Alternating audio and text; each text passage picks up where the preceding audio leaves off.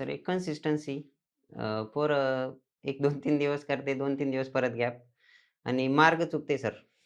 पहिले आपण हे जिथं हे ज्याच्यासाठी आलो आपण ते सोडून दुसरं काही बी दुसऱ्या क्षेत्रात जाते समजा. सुरुवातीला स्टेट बोर्ड करायचे प्रॉपर.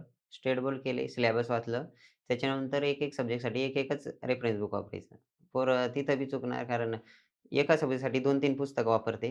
जास्तीत जास्त रिव्हिजन होत नाही आपल्याला पेपरच्या टायमाला. तर एक-एक बुक वापरायचं रेफरन्स बुक आणि क्वेशन पेपरवर जास्तीत जास्त लक्ष द्यायचं.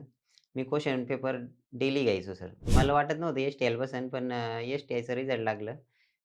मला बघता आलं नाही ते माझे हातच कापत होते. मोठे मुलं होते 2-3 नवीन-नवीन रूम होती.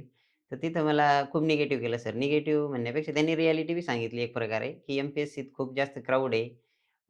कॉम्पिटिशन खूप आहे. आपण आपल्यात तेवढी क्वालिटी नसली तर आपण गुंतून पडतो. 30-30, 32-32 वर्षाचे पोरं आहे, लागेल नाहीये.